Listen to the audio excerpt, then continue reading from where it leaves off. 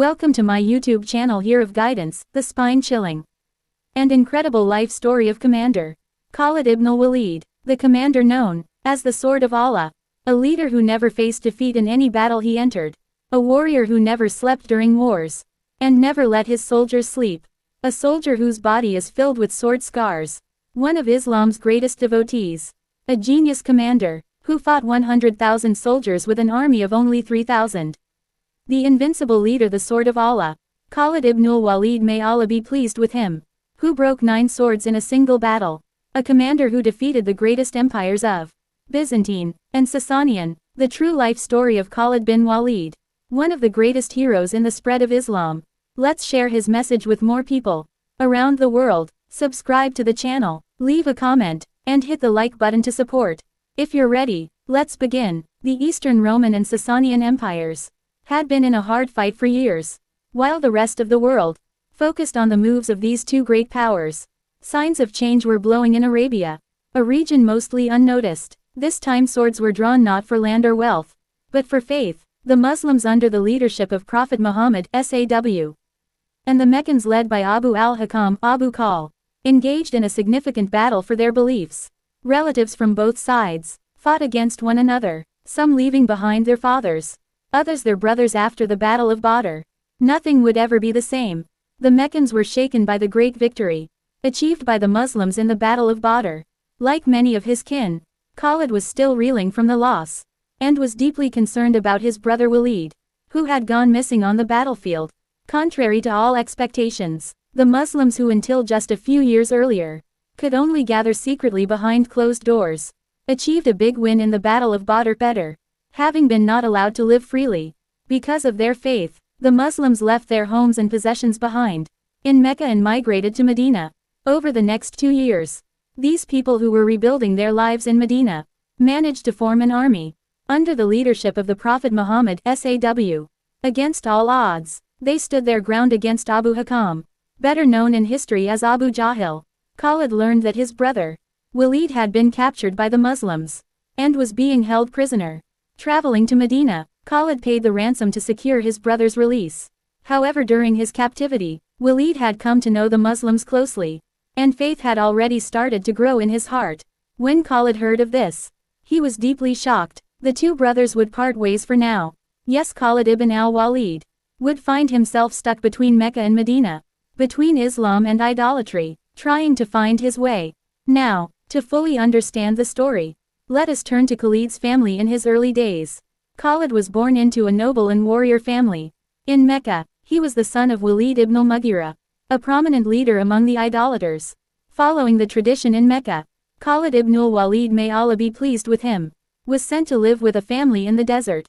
After his birth, where he could grow up in a clean and healthy environment, at the age of 5 or 6, he returned to Mecca to live with his family.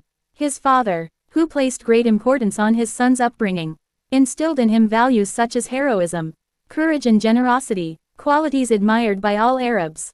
From a young age, Khalid was taught to take pride in his noble lineage, which was considered significant among the Arabs. Due to the duties carried out by his tribe, Khalid learned to ride horses and master the use of weapons, like bows, arrows, spears, shields and swords. He also trained in leading cavalry units and maintained a strong physique through physical activities. It is said that in his childhood, he wrestled with his peer, Omar ibn al-Khattab, may Allah be pleased with him, defeated him and even caused his leg to break. Khalid ibn Walid grew up in a warrior family, experiencing the harshness of the desert storms, and learning the language of the stars, and the hidden paths along mountain slopes. He was raised to be a warrior, capable of carrying his father's legacy, until he embraced Islam after the Treaty of Hudaybiyah. Khalid ibn al-Walid fought on the side of the Quraysh. After accepting Islam, he served under the command of the Islamic State. This is the story of Khalid ibn al-Walid, who found himself at a crossroads between 2 cities and 2 beliefs. 3 months after the Battle of Badr, Mecca held immense geographical and strategic importance. Even before Islam, it was the religious center for many Arab tribes, the intersection of trade routes, and the home of the Kaaba. This significance made Mecca even more valuable for the idolaters, as those who engaged in trade there gained substantial political and economic power. However, the Muslims' victory at Badr dealt a heavy blow to the privileges of the idolaters. On the way back to Mecca, something unexpected happened during his captivity. Khalid's brother Walid, may Allah be pleased with him, had the opportunity to learn about Islam, and had embraced the faith. Angry at this revelation, Khalid confronted his brother, saying, "If you've become one of them, why did you make us pay a ransom? Do you have no respect for the memory of our father? Look at the situation you've put us in. You must abandon this immediately." Walid replied, "I have already abandoned it, Khalid. And the more I let go, the more my inner voice guided me to this path. God willing, one day you too will let go." Khalid often spoke of fighting for his honor and lineage, while his brother Walid argued that such things were temporary. Muslims were forbidden from entering Mecca. But thanks to Khalid, Walid was the only one allowed to come and go freely. Despite being a Muslim, because of Khalid's influence, no one dared harm him, and Walid could enter and leave Mecca safely. According to the plan, Walid was to rescue two companions who had been held captive during their migration to Medina. However, Khalid had his brother thrown into the same prison as them. Khalid couldn't silence the conflicting voices within himself. A year had passed since Badr, and the Meccan army was once again preparing for war, to seek revenge and secure their trade routes. The messengers of Prophet Muhammad, SAW, peace and blessings be upon him, soon delivered the news to Medina that the Meccan army was preparing for battle. After consulting with his companions, the Prophet, peace and blessings be upon him, decided not to remain defensive, but instead to confront the Meccans at Uhud. At that time, battles in the Arabian Peninsula typically lacked strategic planning. However, Prophet Muhammad, SAW, peace and blessings be upon him, introduced a new vision to the region, delivering a decisive lesson to the Meccans at Badr. Yet Khalid, reflecting on his experience at Badr, remarked, "I considered the possibility that they wouldn't be in Mecca. I witnessed their intelligence on the battlefield. Their victory wasn't by chance. They anticipated our moves and defeated us." With this in mind, Khalid devised a different strategy. When they arrived at Uhud, the Meccans numbered 3,000, while the Muslims were only 700. However, the Muslims had arrived earlier and positioned their forces strategically, giving them an advantage. The battle began, and Khalid left the main army to search for an alternative route. Eventually he found a path behind Mount Ainain, but Prophet Muhammad, peace and blessings be upon him, having analyzed the area meticulously, had placed archers on the hill to secure the position. Suddenly the archers appeared from the hill and began striking down Khalid's cavalry, making it clear that this was a trap. At that moment, the same intelligence that had been feared at Badr was once again evident. The battle was turning in favor of the Muslims. However, as the Muslims began rushing to collect spoils of war, the archers abandoned their positions on the hill. Seizing this opportunity, Khalid maneuvered his forces around the Muslims' rear and changed the course of the battle. The Muslims were surrounded on both sides, and the focus shifted from fighting to protecting the Prophet, peace and blessings be upon him. The tide of the battle turned against the Muslims. Washi martyred Hamza ibn Abdul Muttalib, may Allah be pleased with him. Musabi ibn Umair, may Allah be pleased with him, was also martyred, and one by one, the Muslims began to fall. Their only option now was to retreat. After the battle, something shifted within Khalid. Seeing the mistreatment of the bodies of the Muslim martyrs, he said, "I received my brother unharmed, but we cannot even endure their dead." He stared blankly at the aftermath of the battle. Disbelief has not changed. Even in this century, the same atrocities inflicted on Muslim martyrs' bodies back then continued today. Yet from among their ranks, more Khalids will emerge. They too carry merciful souls. And with their conversion to Islam, many things will change. Let's return to our topic. When Khalid returned to Mecca, Walid and the other two Muslim captives had escaped. Khalid's strength had not been enough to keep his brother detained. One of the most significant events in Islamic history was the Treaty of Hudaybiyah. The ongoing battles between Mecca and Medina came to an end with the signing of this peace treaty. Within 2 years after Uhud, the Muslims had gained complete commercial and political dominance, leaving the Meccans with no option but to agree to the treaty. This agreement granted the Muslims the right to perform Umrah, and played a vital role in spreading their religion far and wide. Khalid ibn Walid narrates, "When the Messenger of Allah, peace and blessings be upon him, came to Hudaybiyah, I led the cavalry of the idolaters, and set out on the road. At Usfan I approached, and came into view of the Messenger of Allah and his companions. The messenger of Allah was calmly leading the duel. Prayer for his companions. We considered launching a sudden attack on them. But it didn't happen and it turned out for the best. The messenger of Allah, peace and blessings be upon him, must have sensed what was in our hearts. Because he led the Asr prayer as a prayer of fear, Salat al-Kaf for his companions. This affected me deeply. I thought to myself, this man must be under Allah's protection. When Khalid returned to Mecca, he was torn by conflicting thoughts. The following year, when the messenger of Allah, peace and blessings be upon him, came to Mecca for Umrah, Khalid avoided him and did not witness his entry into the city. It was as if Khalid was battling something within himself. He said to his companion, I have been fighting Muhammad from the very beginning. But in doing so, I lost my brother first and now my faith. When Khalid was alone at night, no matter how far he went from Mecca, that voice never left him. The truth which he had feared to face was now right in front of him. It was time to return to Mecca. Upon his return, Khalid received a letter from his brother Walid.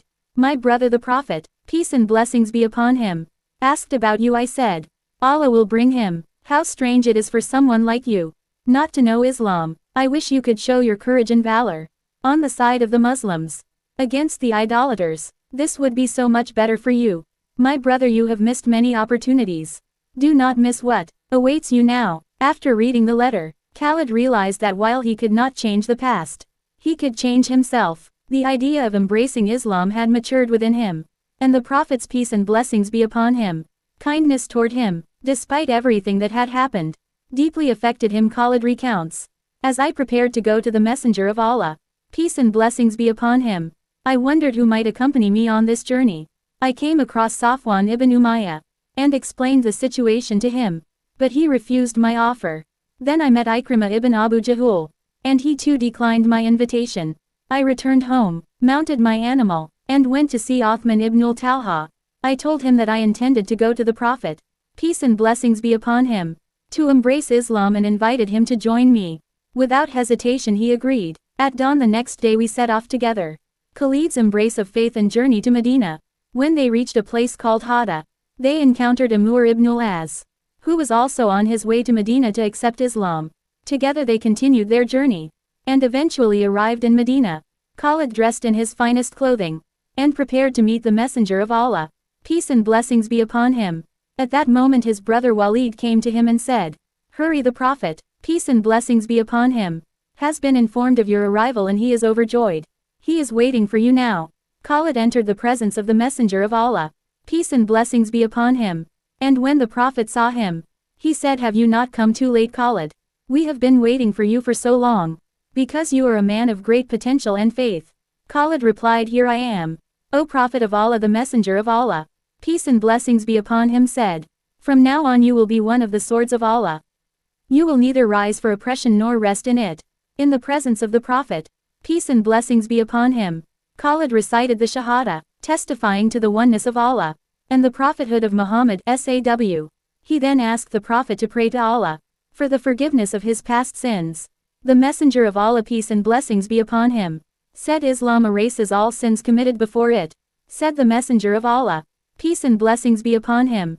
Then he raised his hands and prayed, O Allah, forgive him for all the sins he committed, while striving to turn people away from your path. Khalid ibn al-Walid's conversion to Islam took place in the 8th year of the Hijra. After embracing Islam he settled in Medina. For Khalid it was now time to become the sword of Allah. After becoming a Muslim, Khalid presented his sword to Prophet Muhammad SAW, peace and blessings be upon him. However, the Prophet said, this sword has served against Islam until now. From this moment on your sword is needed for Islam. On the morning of the battle, Khalid repositioned his soldiers to create the illusion that the Romans were facing a much larger army.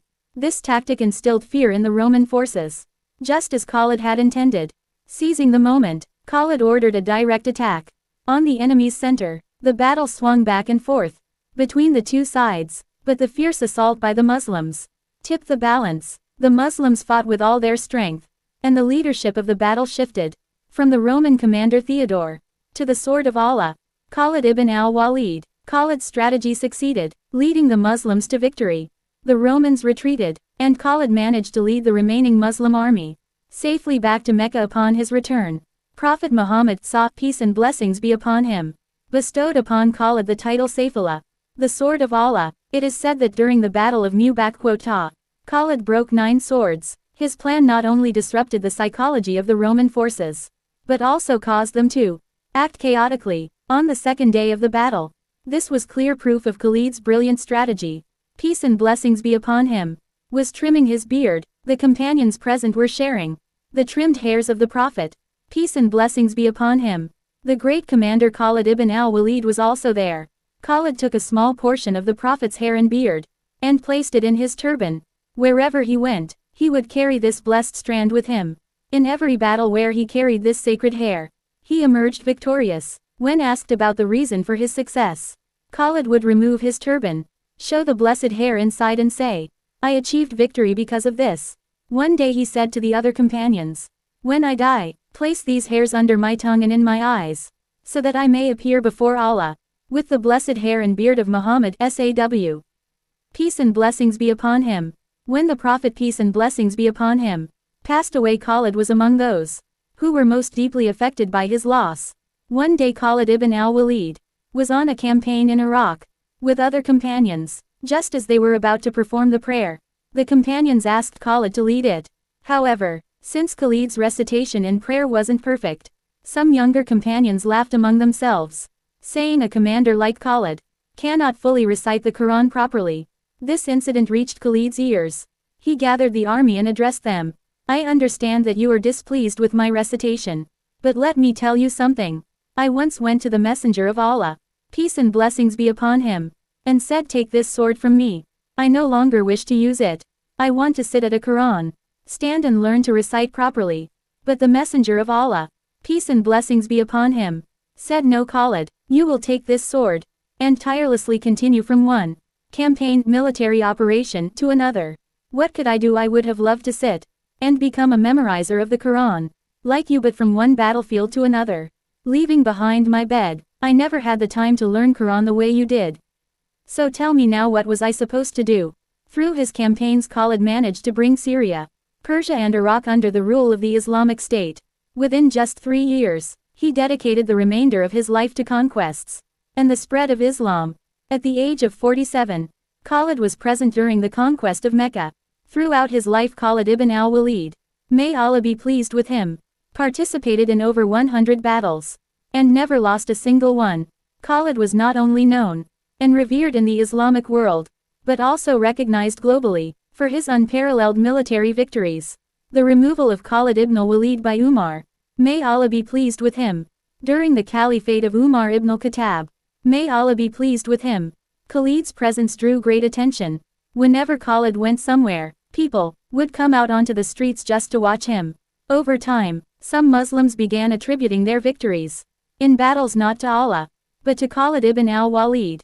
Khalid had spent all his wealth for the cause of Islam, but had been slightly excessive in providing for his soldiers. This prompted Omar, may Allah be pleased with him, to make a significant decision during his caliphate. In the middle of a battle, Umar sent a letter informing Khalid that he was no longer the supreme commander, but would now serve as a regular commander. When Khalid received the letter, during the heat of battle, he said a commander should not be replaced in the midst of a battle, and put the letter in his pocket, continuing to lead the fight until it was over. After the battle ended and victory was secured, Khalid went to Abu Ubaidah. He removed his armor, placed it on Abu Ubaidah's shoulders, and planted his 2 swords before him, saying, "Now give your orders. The soldiers are under your command." Khalid made no objections to Umar's decision. Later Umar, may Allah be pleased with him, after listening to Khalid and realizing his point of view, appointed him as a governor. Khalid served as a governor for a year, but at the end of the 2nd year, he went to Umar and said, "I am not suited to be a governor. I am a man of war." A strange death. None of the companions of the Messenger of Allah, peace and blessings be upon him, passed away peacefully in their beds. They either died on the battlefield, or were martyred, while spreading Islam in distant lands. Khalid ibn al-Walid, however, fell ill and became bedridden in Homs, Syria. Imagine a commander who had won countless victories over 14 years, now waiting for death on a bed. A fate he never desired. This great commander, who had always yearned for martyrdom, was now facing death in bed. In his final moments, Khalid said, "O Khalid, Khalid who could not become a martyr, Battlefields could not consume my flesh. There is no rank or status I did not achieve. Except martyrdom, there is not an inch of my body without a sword wound, an arrow scar or a spear injury. How can it be that someone who spent his life galloping in battlefields to spread Islam now ends his days in a bed? I always awaited death on the battlefield, on my horse, wielding my sword for Allah against the enemy. Yet here I am dying in bed. Then recalling the Battle of Yarmouk, Khalid said, "Oh, the day of Yarmouk, the Yarmouk, where human blood flowed like rivers in the valley. I can never forget that night, chilled by the biting frost, as I slept beneath my shield, to shield myself from the pouring rain. That night with my cavalry unit of Muhajirun, we anxiously awaited the morning to launch our attack. Oh, the battle of Yarmouk, even the victory at Multar, where we triumphed with 3,000 warriors, against 100,000 infidels pales in comparison to you. Oh my kin, hold firmly to the spreading of Islam. These lands can only be protected by advancing Islam. Yarmouk was our first great battle against the Byzantines. Many more battles will follow after this. Do not fall into heedlessness. Now I feel as though I am among the neighing of horses, amidst the cries of Allah, Allah echoing in the narrow Yarmouk valley. By Allah, I wish my Lord would resurrect me in every battle, and grant me the strength to fulfill its right." Khalid's will after a moment of silence. Khalid said, "I am declaring my will. Lift me up." They helped him stand and he continued, "Leave me, let the sword I have carried until now carry me instead." Leaning on his sword then he added, "When I die give my horse to a brave warrior, who can charge into danger on the battlefield. I will die with nothing but my horse and my sword. Dig my grave with this sword, for soldiers take delight in the clash of steel." He then said, "Will I die in bed like a coward? May the homes of cowards be destroyed. May their faces never smile, while there is so much work to do. The cowards who waste their lives worrying about their homes, businesses, futures and wealth, may sorrow always cloud their houses." With these words Khalid Ibn al-Walid left a powerful message for future generations. Shortly afterward Khalid fell back into his bed, recited the Shahada and passed away. The only legacy he left behind was his horse and his sword. Despite the vast work to be done for Islam, Khalid left us with this example. May Allah not make us among heedless people, engrossed in worldly worries. May He make us among those who strive always for His pleasure. Every era interprets jihad differently. Badiüzzaman said, Nursi stated, "In civilized times, victory comes through persuasion," explaining that modern jihad is achieved not by the sword, but through knowledge, representation and dialogue. During the early years of Islam in Mecca, Muslims did not use the sword. They secretly spread Islam, made efforts to convert groups to the faith, and practiced jihad through education, hospitality and social outreach. Even when Muslims faced persecution in Mecca, they did not fight back but displayed active patience, continuing to deliver the Quran's message through secret or public efforts. Today's conditions resemble the Meccan period of Islam. Muslims are powerless and vulnerable. Fighting today would be nothing short of suicide. Conquering disbelief through war and swords is not possible in these times.